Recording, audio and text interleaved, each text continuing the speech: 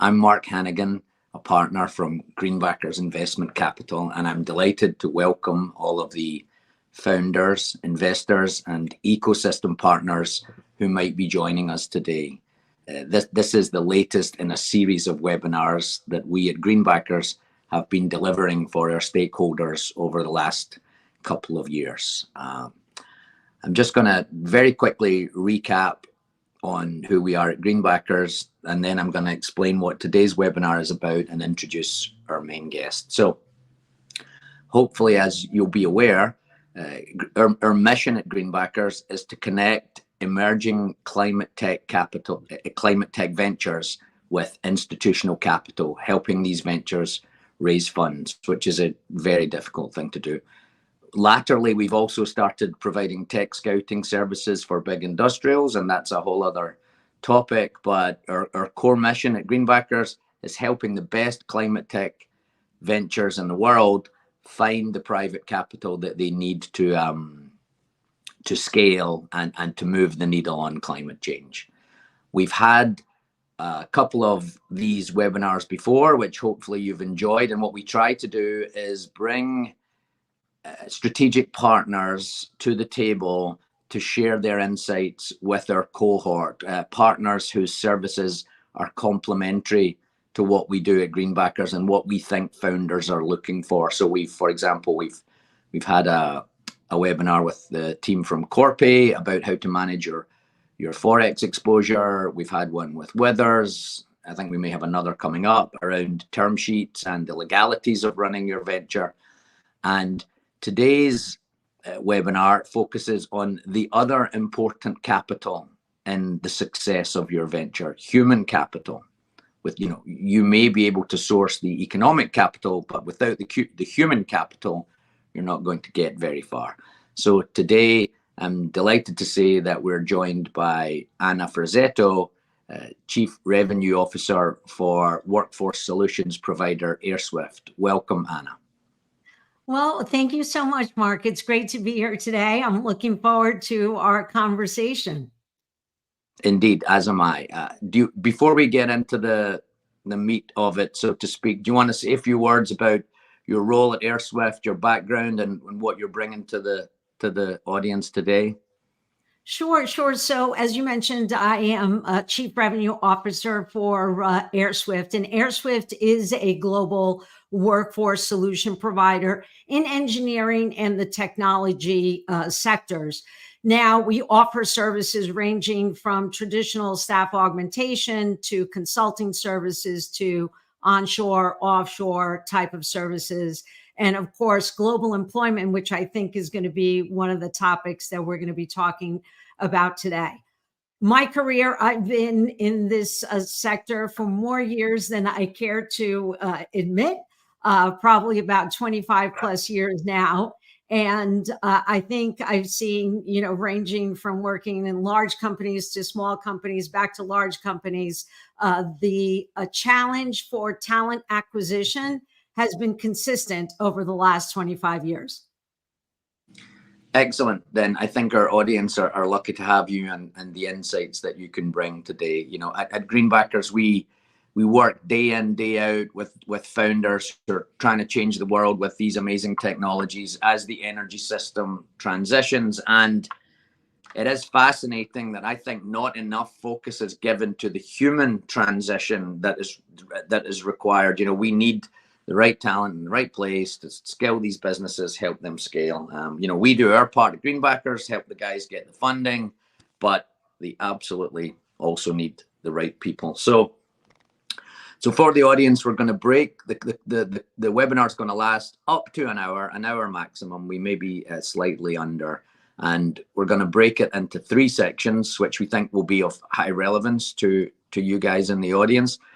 So the first section is about hiring in different countries. So hiring staff who don't work in the home country of the business and the best ways to do that. And we've got a whole bunch of questions that we've garnered, which are voice of the industry. And I'm going to ask Anna to try and help us with the answers to those. That's the first section.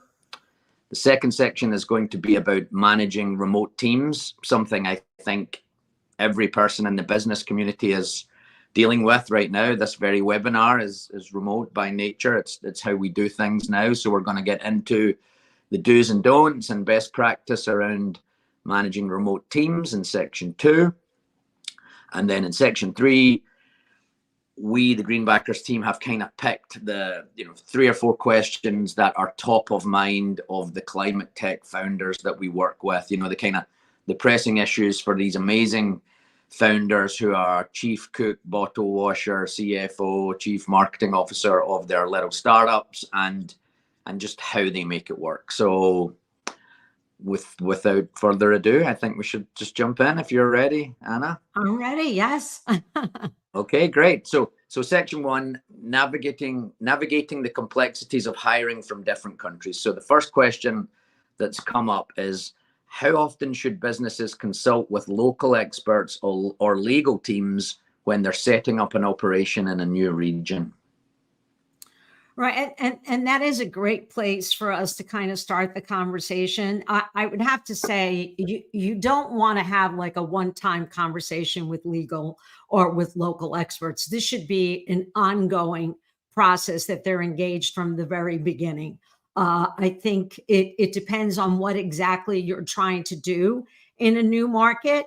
Is this a permanent solution? Is this a temporary operation that's being set up? But also, as I had mentioned early on in the conversation, at AirSwift, we offer global employment type of services for this very reason, to try to make it easy for an organization to want to establish a footprint in another country that they're not in. If you think about it, there's lots of components that feed into that.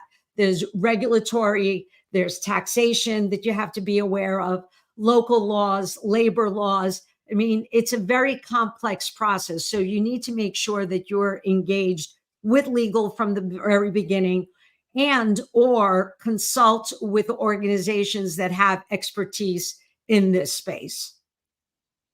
Yeah, I think from personal experience, for the founders out there, do not assume that employment regulation is the same in another country that it is in your home country. It varies a lot from country to country, right?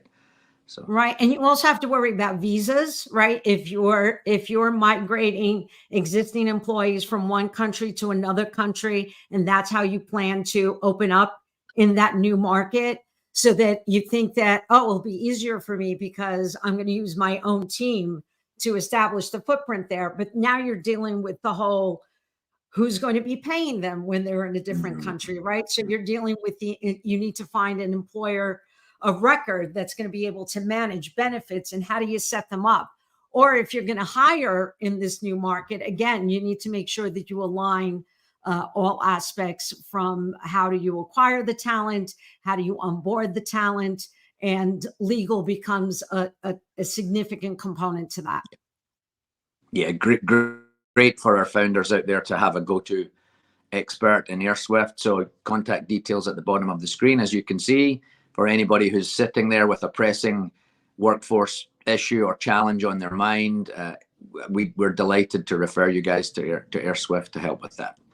Okay, so the second question that we have here is, how can up-and-coming businesses, which is pretty much everybody that Greenbackers works with, educate their hiring teams about cultural sensitivities in different regions? And I have to say, this question is probably one that I'm very passionate about, because it's one thing to recruit for specific skill sets, and that's easy to do because you can determine if an individual has all the elements that they need for a particular position. But when you start dealing with the cultural differences and how one country operates differently than another country, what are you allowed to say during an interview, right? What are you allowed to talk about? Some countries are very open that you could talk about personal lives. Other countries are not. So there's a lot of sensitivity training that needs to kind of take place. I recommend that you work with your HR department, or if you don't have a local HR department in a particular region, that you seek out that expertise, to be able to try to open up the communication so that you understand the differences. A lot of times sensitivities are not dealt with because there's a lack of knowledge. So if you can educate the individuals, then it becomes a little bit easier to be able to, kind of manage in a new environment, new region. Use technology, right? Technology can definitely help as far as creating platforms that will allow you to take sensitivity courses that you can roll out to your organization. And last but not least, get the feedback from your employees.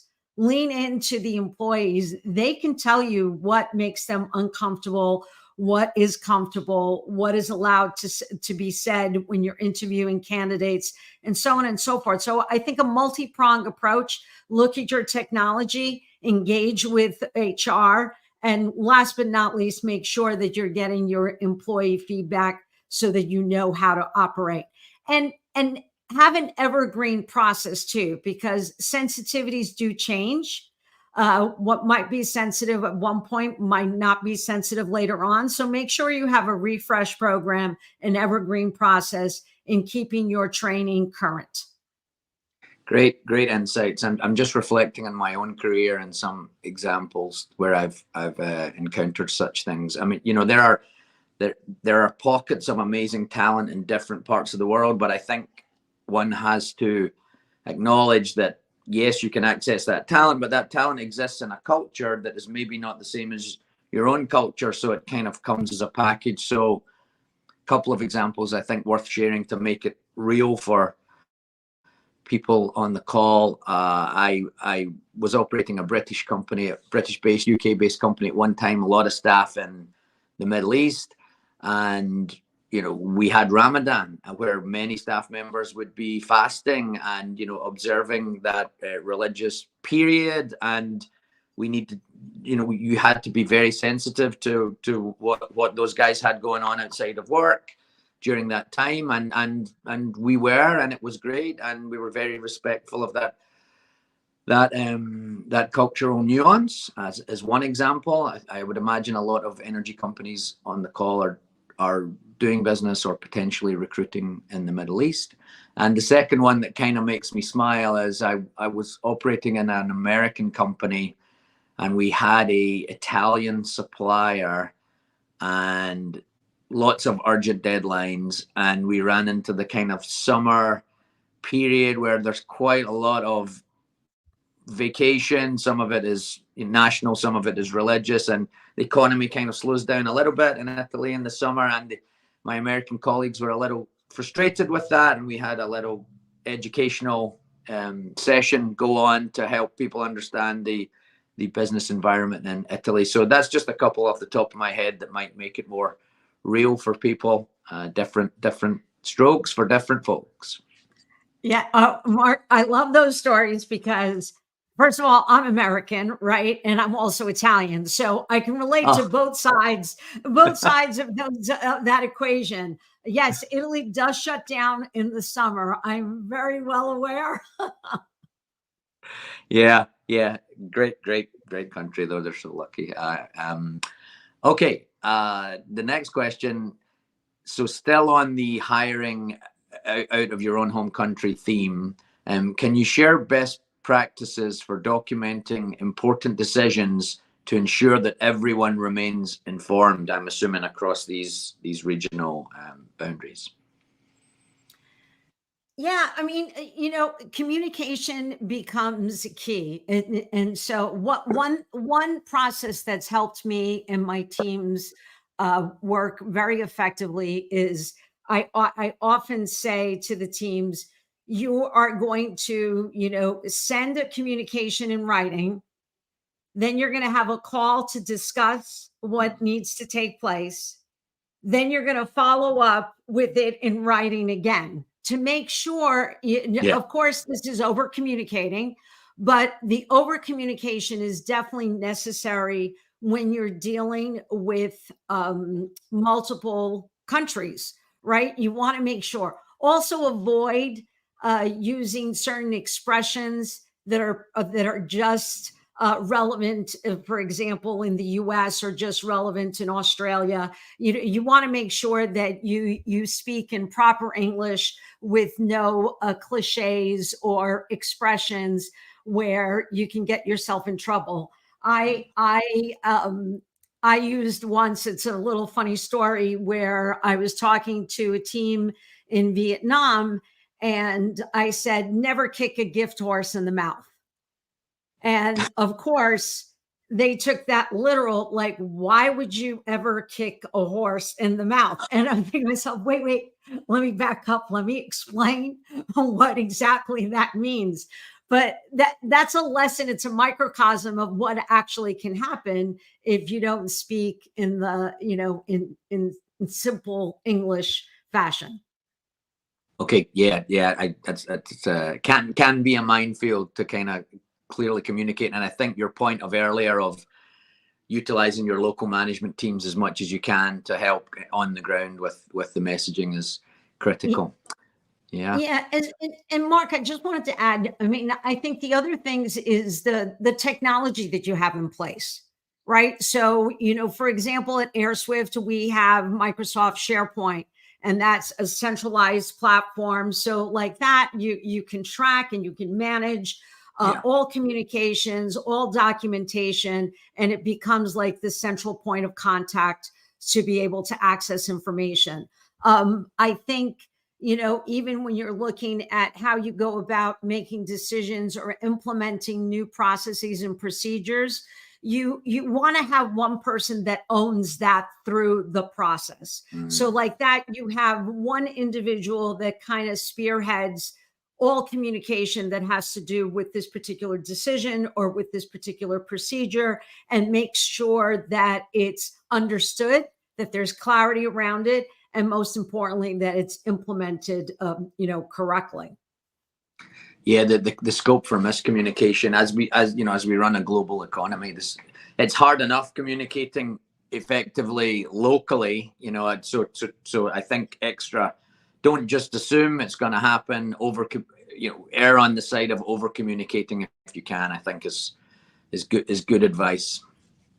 I've noticed I've actually slipped onto the second topic without announcing it, so I apologize. That last question, we're now talking about management of remote teams as opposed to hiring in other regions. So we're on to topic 2. So I'm just going to take this opportunity to highlight to the audience, if you're liking what you hear and you're thinking, those AirSwift guys, they understand my world, these are the problems I'm living with, then you have an opportunity to meet face-to-face with one of Anna's co-workers at our upcoming Greenbackers pitch event, which is going to be in London on December 6th. Those of you who are familiar with Greenbackers will know about our semi-annual pitch events. We had one in May in Glasgow, and we have our big one in London on December 6th. And we're hoping to see as many of you as possible there. Many of our ventures will be pitching. There'll be lots of investors in the room, and our strategic partners will be there too. So if you have a pressing workforce question and you'd rather discuss it face to face, get yourself down to the Withers offices. I think you'll see the details on the ticker tape at the bottom of the screen. And I think I'm right in saying Richard Wood from the AirSwift team is going to be on site during that event, and he can provide even more detail than what Anna's doing right now. Details on how to register for that event are on all the usual Greenbackers channels, and the date, time, and venue are on the ticker tape below. So the conversation continues after today's webinar. All right. As I said, we're yeah. Please. I was just thinking, reflecting on, how to make the process a little bit easier, talking about like the cultural differences. And one thing before we kind of move into the next part here, the one thing that's always helped us is, you can do market research, by utilizing organizations like TechServe Alliance, for example, in the tech space, or staffing industry analysts, to kind of give you more information about sectors and spend on a global scale. But then use your existing network and partners to understand the market that you're trying to engage. That's been something that's always worked really well for me in the past, is being able to engage with clients that have a presence in that particular market, that they can kind of share with you some of the cultural challenges that there might be in acquiring talent there. So, broaden your network and take a look at how you can gain more specific knowledge other than just doing, Google searches in regards to the different, countries. That's great advice. I totally agree, especially in early stage climate tech. The network is everything. It really is. And if you're a climate tech venture founder and you're seeking to hire people in region X or market your products in region X, there'll be a reason for that. And therefore the chances are some of your peer ventures or some of your clients or some of your suppliers will also be either doing business or hiring people or managing teams in those regions. So you don't have to reinvent the wheel. It is a globally connected business, and I couldn't agree more. I encourage people to lean on your network, seek advice, shared experience. There's very few countries in the world that I don't know someone who knows someone who's doing business there or has hired someone there or has a team there. So great advice on the network. Exactly. Okay. Right. Next question on managing remote teams, which I think, post COVID, this is how we do business now. This is the norm now. So got to get used to it. Okay. How do you ensure that no region feels left out or less important when there are time zone differences? Right. So anybody that says that the world is a small place, they've never tried to schedule a meeting with, the four corners of the world at the same time, right? There's no great time. I'll tell you, one tool that I use all the time is World Clock Meeting Planner. If you Google that, you can actually enter in the countries that you're trying to schedule a meeting with, and it really kind of helps you out as far as being able to coordinate at time. There's going to be some sacrifices, right? What's going to happen is, as soon if you're going to have a meeting that involves the UK, the US, and Asia Pac, there's going to be sacrifices where Asia Pac most likely is going to have to do it in the evening. Right. If you can split up the calls, that this is a practice that we do at AirSwift. We often do a call, if I just use US time zones for the purpose of the example, we'll do a call at 9 o'clock in the morning and 9 p.m. So like that, what'll happen is we can get Asia Pac and everybody in Europe and in the US to be able to participate in the calls. So you have to have flexibility. You have to be able to repeat meetings and be able to organize it. So yes, it might be a little bit repetitive for the team that has to do the meeting twice, but the benefit is that you're including everybody, right? And that's the key. You want to have an inclusive environment. A lot of times time zones creates situations where certain parts of the world feel that they're being excluded. So it's up to you as the leadership to be able to coordinate and make sure that you have the meetings, repeat the meetings morning and night. Using platforms like Zoom is amazing. Microsoft Teams that allows you to record meetings. That could be another option, where if you do a meeting and it only addresses Asia Pac, you record it and you can air it then for the US and Europe. So this day and age, and especially as you mentioned, the pandemic kind of changed it permanently for us. There's so many tools besides, the traditional email. You can have Slack. Teams. Actually, before this conference, this webinar started, I was just complaining about Teams because it's constant. You have this constant communication, but it works very effectively. So therefore, it's a great way to stay connected with all the different players across the planet. And again, I go back to lean into your team, right? Get feedback on what channels works best for them, so that you're creating that inclusive environment where everybody is contributing to how to communicate on a regularly scheduled basis. Yeah, I was just reflecting while you were talking there again on my own experience, and I've found we're mainly talking here about managing remote teams of peers or employees. When it's a client, it's easy because the client is king, or queen. So the client is you're going to take the call during the client's business day, no matter where they are, and if you need to stay up late or get up early, that's what you're going to do. But when it's employees, I think you're right, and there can be a temptation where whichever time zone the headquarters is in, then they get the nice convenient time and everybody else has to fit. So, and that can lead to that whole kind of feeling unequal. I one of the global businesses I ran previously, what we used to do was we used to rotate quarterly. So maybe in quarter one, this region would have the out of office hours and convenience for the weekly call, and then in quarter two we would shift it so that a different region, so that region then got to enjoy the call during the business day, and another region had to get up early or stay late, and just kind of rotate the burden of out of hours so that you're kind of saying everybody is equal, and we're going to take our share of being at my kid's ball game or getting up before the school run and taking the call. And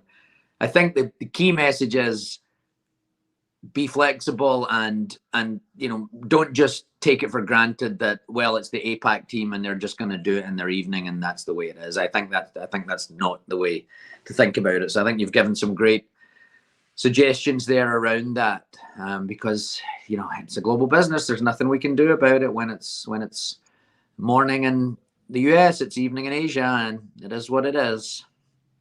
Yeah, exactly. I mean, you have to be able to bend a little bit, and everybody needs to bend a little bit. It can't be just one country gets penalized all the time. No, definitely not. I agree. I think it's interesting. I've been working recently with some people on the West Coast from the tech community, and it feels like they have just adapted. So they just wake later and work later because they know they're right at the back end of all the time zones, West Coast US. So I think be careful scheduling early morning West Coast US calls. That's all I would say. That region is very programmed to late start, late finish, because of the rest of the world. That's been a learning curve for me personally. Okay, got another one here. Good one, I think. How important is team cohesion and a strong company culture for clean tech startups that are maybe seeking investment? Yeah, I mean, this is, I think we could have a webinar just on this particular topic alone, because it's so critical to have team cohesion. And so let's talk a little bit about that. Strong company culture. When companies are out there and they're looking to get investors interested in the organization, culture plays a significant component in evaluating a company. You can have a great product, you could have a great service offering, but if there's a sense that this is not a healthy, well-positioned company, right, that there's challenges with the culture, that investment is not going to happen, right? You kind of walk away because everybody recognizes it's either going to make or break a company when you look at the culture. So, what do? You need to, really get at the grassroots of the organization and understand if there is a sense that culture might be a little bit damaged. it's a significant amount of work and effort that would have to take place by the management team to make sure that it's a little bit like all hands on deck and get the organization back on track. As a startup grows, I think the team scales in operation and the culture evolves, right? So as the culture evolves, this is what separates you from your competitors. It's not so much the product or the service offering, but it's how is your organization viewed. If you think about it, sometimes attracting talent is going to be affected by the culture of an organization. So as a startup, as a clean tech startup, you want to be able to attract the best talent out there. And having a strong culture is the way that you're going to be able to go about doing that. So look at technology, look at market opportunity, and look at team cohesion as a key for you to be able to be positioned for investors to be interested in you. Yeah, I agree with you. We could have a call just on culture. You know, the world has changed a lot. Two things spring to mind for me: the importance that younger generations place on culture, maybe, you know, up there with comp and benefits, and flexible working culture is so important to younger generation workers, I've learned. And secondly, one of the first things I think that people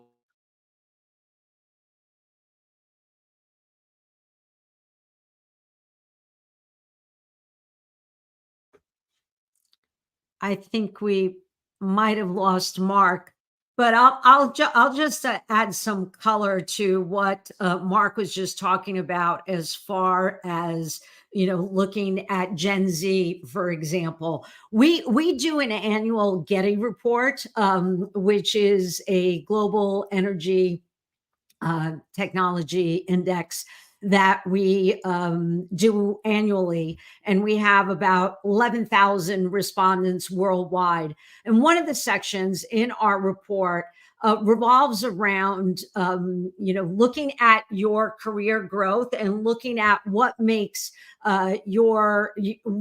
what makes you want to stay in an organization. And it's amazing that, you know, I think years ago, salary would have probably been the number one driver. But what we keep seeing over the last couple of years, that actually it's total benefit and comp, but a lot has to do with the flexibility that you give an employee.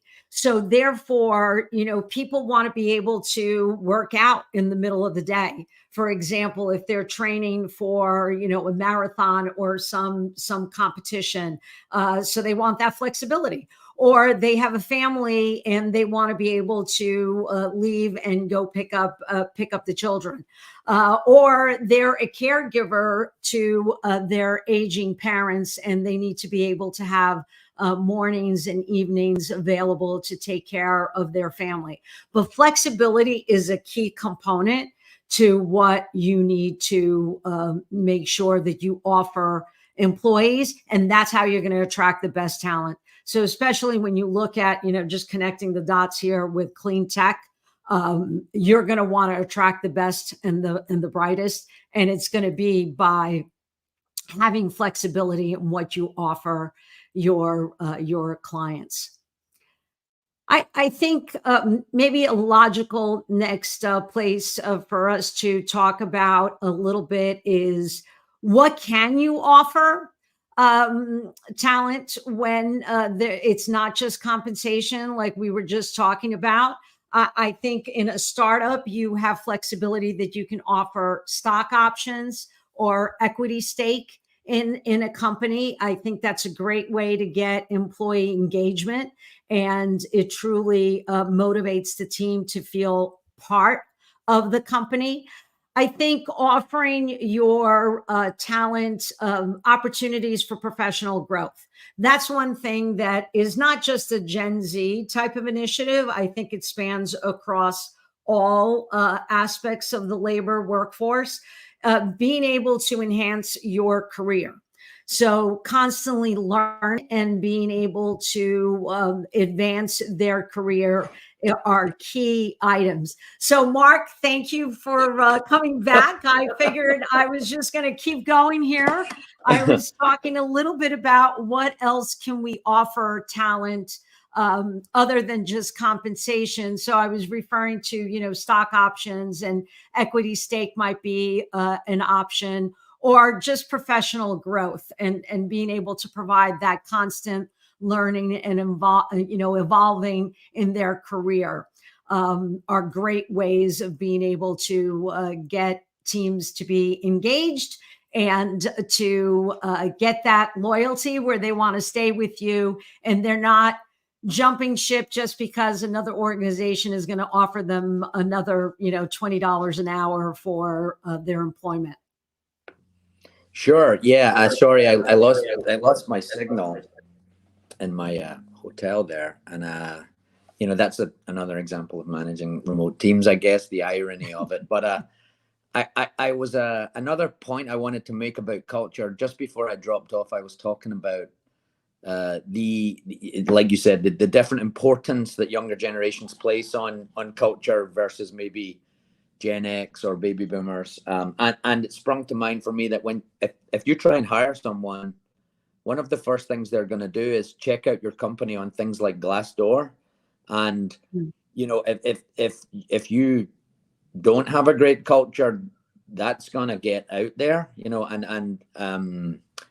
so employees themselves are doing their diligence on the culture of companies that they're seeking to join these days too. So it's kind of,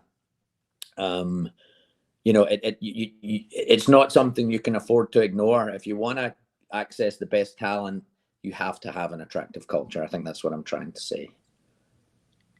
Yeah. Exactly. Okay. All right. I think that's a nice segue into the third section, which is around the most pressing top of mind questions that climate tech founders have at the moment. So I've just had to reboot my computer, so please bear with me. I'm just going to jump back to the question list, but this is the questions that we've specifically listed that we think represent the pressing issues that the Greenbackers ecosystem of ventures have with respect to human capital. So let me just give me 2 seconds and I'll pull them up. The additional questions. Yeah, I think, Mark, we had just covered the first part of section 3 with okay. The other compensation, and we were just getting ready to kind of move into basically the second part of that. Oh yeah, sorry. So you've done question 7. Well, I dropped off about can't offer competitive compensation. I got you. I'm sorry. Yeah. Okay. Right. So the next question that we often get from the founders that we work with are startup executives are multifaceted roles and they need to wear many hats. So, it's not a big corporation. And founders, when they're trying to hire people into startups, it's hard to write comprehensive role profiles because actually, by its very nature, in a startup, you're going to want someone who's quite multi-skilled, prepared to wear lots of hats. So it's hard to kind of nail down a role profile. The role is more open than that, if you like. So do you have any advice for founders on how to articulate what they're looking for in someone when the expectation is that they're going to have to wear a few different hats? Yeah, I mean, I would expect, founders are, roll up your sleeves and they need to be in the trenches. So writing, effective job descriptions or job profiles is a challenge. So I'm going to give you a traditional answer, and then I'm going to give you a non-traditional answer. I think a great way to start is you take a look at the role and what are the key tasks and responsibilities for the role. So basically, this is the must-haves, right? And usually I give advice, and what we typically do at AirSwift, will say, what are the must-haves and what are the nice-to-haves?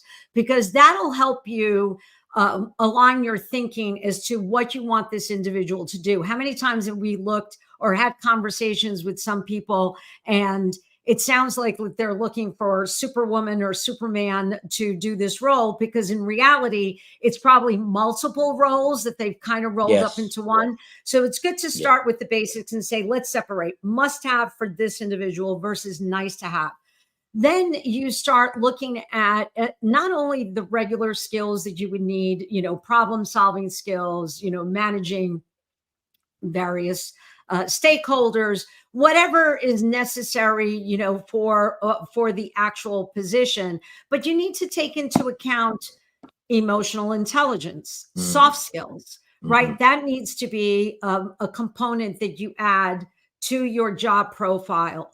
You also want to be able to share a little bit about the company and why this is such a great role and such a great position within your company.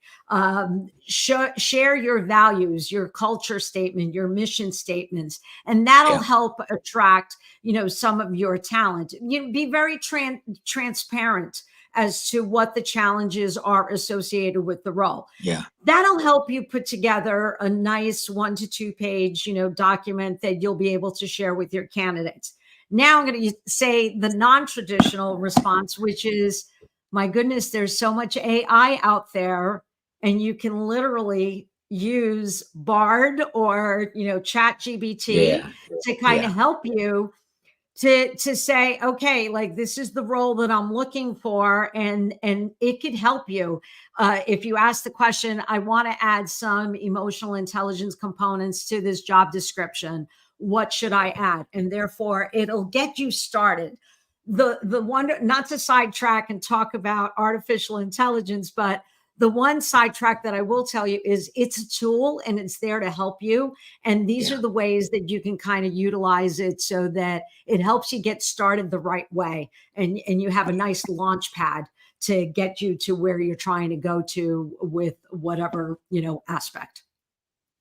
Excellent advice. Really, really help. I'm sure everybody found that helpful. I know I did. Right. The next question is kind of linked to it, and it's another one that's close to my heart. So I'm so glad we're talking about this. So many seasoned corporate executives face challenges when adapting to the ambiguous nature of the startup culture. So how can climate tech startups ease this transition for them? So I want to just personalize that a little bit, that question. And because I've seen a lot of this over the years, where you've got, some candidate with a stellar career, they've worked their way up, they've knocked it out the park every role they've had. Now they're up to VP of a Fortune 500 or whatever. And they are an A player. But when you take them out of that environment and you drop them in a startup where there is so much ambiguity, no policies, no processes, no back office, no HR support, that person who was an A player really struggles with their A game in that very different environment. And I'm actually curious.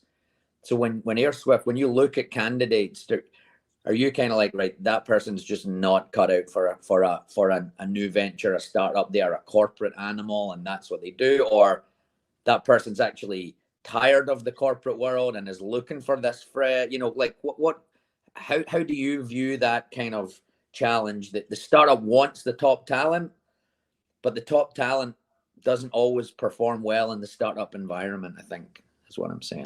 And that's an excellent question. And it's a serious problem, because if you think about it, if you're a startup, you need to make sure that whoever you're hiring hits it out of the park immediately for you, because you don't have the time to, oh my goodness, this person's been here, 9 months, they're not working out, now I got to start over. You don't have that luxury. Not that any company has that luxury, but I think in a larger company, you have a little bit more runway to kind of make things work. So one of the things that we look at, and I would ask, the organization, the startup, is doing a personality assessment of the candidates. I don't know if you're familiar with DISC, for example. This is a tool that we use a lot at AirSwift. And what'll happen is there's 4 components. There's dominance, influencing, steadiness, and compliance. So if somebody is really high on steadiness, and compliance, clearly not a good fit for a startup where things are kind of loose and you're going to be inventing it as you go along. So that would be a great way to kind of start the process. Now, if you're not doing, personality assessments, then you start getting into, if you hire someone, you need to make sure that during that interview process, you're very clear about the uncertain components, right? Yeah. So, for example, we don't have a CRM in place, or we don't have we don't have SharePoint. Everybody's working on their own document and they pass it along. You got to be able to share what all the challenges are. And maybe this person can actually help in establishing certain processes and you always look at a company from 3 components, right? It's the people, it's the process, and then it's the technology, the tools. So if you're hiring great people, then maybe they can play the role in helping you develop your processes and identifying what the right tools and technologies are. So there's a couple of different ways to approach it. I think, transparency is key. You got to have, then if the person starts, you got to have regular check-ins. This is not a sink or swim situation. You need to be able to interact with them possibly on a daily basis because it's so new. And then as they're getting in the trenches, you can kind of step back a little bit and you feel that they're, heading in the right direction. But a few different ways. I always break it into people, process, and tools and technology. And the other is the personality, the DISC assessment, as I had mentioned, very helpful when you're putting together a team that is especially in startup mode. Excellent. And the DISC assessment, I've known those personality assessments by different names over the last 20 years just because of my age. But is that part of the service that AirSwift would offer if they had a mandate to help find someone for a company? Would a DISC assessment be part of your offering? Absolutely. We can definitely, obviously there's a fee associated because it's quite an extensive process, but definitely we can and have done that for our clients. Yeah, I agree that because that's not on a resume, those behavioral norms and what someone's comfortable with, that's just not on a resume. And I see a lot of startups spending big money, startups and scale-ups, and they don't have a lot of money, but spending big money, allocating some options to an industry A player, and the people just don't make the transition. They just, 15 years of corporate world and the norms of that, it can be, I always say proceed with caution there. If you get it right, it can be amazing, and that person can help you turn into a professional company and scale. But a lot of people, and it's not through lack of talent, they just can't make that adjustment. So I think that everything you're suggesting is great food for thought. Yeah. And you know what, Mark, I think a lot of times what happens is the enthusiasm of the startup will attract talent. Yeah. And then, they start convincing themselves like, oh my goodness, I can't wait. This is so exciting. This company is going to be doing the following. I want to be part of that vision. I want to be part of that mission. The glamour slowly walks away as soon as you start, because now you're left with, oh my goodness, there's no nuts and bolts here for me to be able to operate. So personality assessments is a great way to kind of weed through that. Yeah, totally. Yeah. There's no Post-its in the stationery cupboard. In fact, there's no stationery cupboard, right? Totally. Exactly. Great. Okay, I have a last question here. We're doing good for time. This has been fascinating. I hope the audience are enjoying it as much as I am. So, on the same theme, last of the startup questions, and I think you touched on it during compensation earlier when I dropped, but given that employees' share option pools are limited, What strategies do you recommend for allocating shares among team members in a startup? Yeah, and again, I think this is a valuable question because if it's not done correctly, it can really backfire on you. I think you need to be transparent. The program needs to be shared with the organization, with the team, as to how shares are going to be allocated. And then I would say, work with, if you don't have HR just yet because you're a startup, align yourself with a consultant that can come in and help you with how do you issue the shares, right? So you need to come up with parameters as to how do you earn the shares? Can it be for high performing employees possibly? And what are the metrics around that as far as what constitutes a high performing employee? Can it be for service, right? So it's a startup and you might want to have some reward for the 1 year mark, the fact that they're, literally starting from ground zero here. So you got to make sure that you're transparent. You got to make sure that you put the right metrics in place so that when it is rolled out, it's viewed as this is a reward and it's fair and equitable as to how it's being rolled out to the organization. So I think those are a couple of different ways that you can approach it. Yeah, and again, it can be another minefield, the option polls, but it is probably the number one way to offset, as I'm sure you mentioned when I was off, to offset the comp, the fact that startups just cannot pay market comp, they just can't. So getting it right is so important, because getting it wrong can be really, really troublesome. That was our last question, but before I wrap, I wanted to mention to the audience that all of the topics that Anna's been talking about, that AirSwift have provided us with a whole bunch of online resource and research websites and data to deeper address each of these topics, and we'll find a way of posting those links along with this video on the Greenbackers website when we publish the webinar for playback. But hopefully, so firstly, thank you, Anna. You and your organization, I read the Getty report. I love the Getty report. And that's another little opportunity to plug. If you haven't read the Getty report, it's the annual industry survey report that AirSwift publish. I'll plug it for you because I love it. It's a great source of truth for what's going on in the workforce side of the energy and industrial industry. These guys really are truly leading experts in the space. So reach out to AirSwift if you've got any workforce challenges that you want help with. There's the details at the bottom of the screen. You can come to Greenbackers and we'll signpost you to the right people.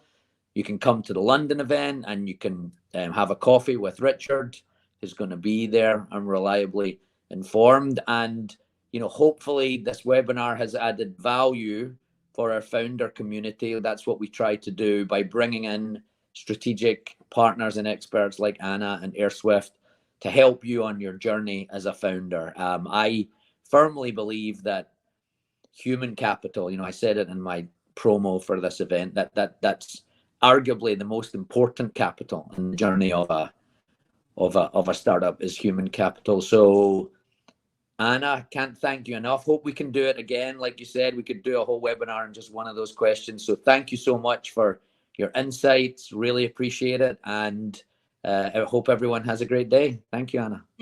Thank you so much, Mark. It was fantastic. Really enjoyed being able to have this conversation with you today. So yes, look forward to another one. Okay. Thank you. Thank you, everyone. Bye.